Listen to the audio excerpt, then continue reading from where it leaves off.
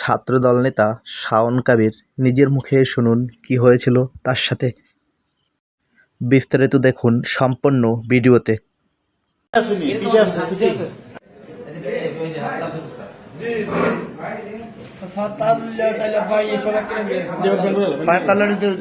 মানে কেন তারা এইভাবে কি কি করছে একটু বলো তো।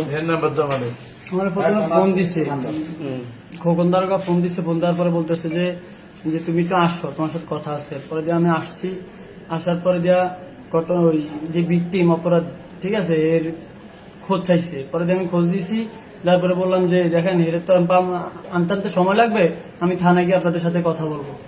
পরে দিয়া ওনারা বলছে আচ্ছা ঠিক আছে। বলার পরে দিয়া উনি আমার কাছ থেকে অনেক ভাবে আমার পেশা গোছা দিচ্ছে। ধরার পরে দিয়া বিভিন্ন ভাবে আমার এমন ভাবে পেশা ধরছে যে আমার এখান থেকে যাইতে দেয় না, যে এখন নাকি আমার থানা নিয়ে যাইতে হবে, থানা যাইতে হবে।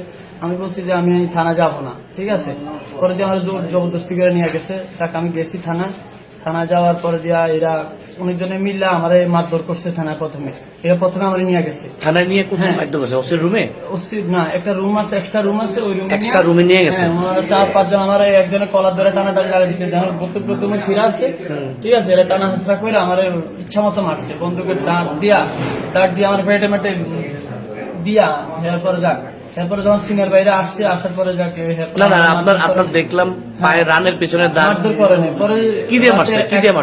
একটা বাজে আমার সিনিয়র বাইরে সব চলে যাওয়ার পরে আমি 3:30-4টার দিকে যখন একটু আজান দিবে এমন সময় এরা আসছে। আসার পরে বলতেছে যে এই রুমের থেকে তুমি উঠো, এই রুমে এক মহিলা থাকে, ঠিক আছে। এরপরে দিয়ে আমার উঠে আমার কালো পট্টি দিয়া আমার চোখটা বাঁধছে, বান্ধা।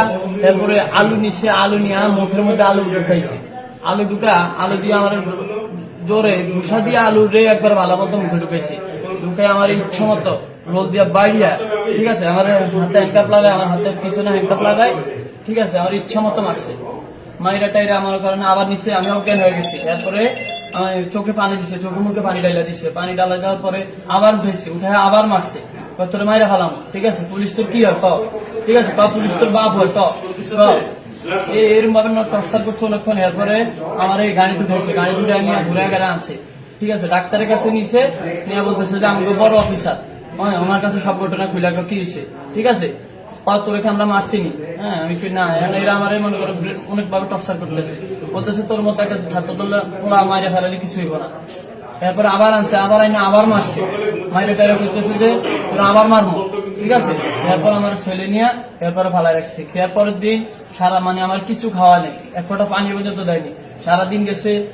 এরপরে দিনের 4টা বাজে আমার চালান করছে। এর মধ্যে দিয়ে আমার সাথে কারোর সাথে দেখাও করতে দেয়নি। মায়ের আমার হাতে একদম হাতের আঙ্গুল সহকারে আঙ্গুলের মধ্যে বাইরে ইচ্ছা মতো।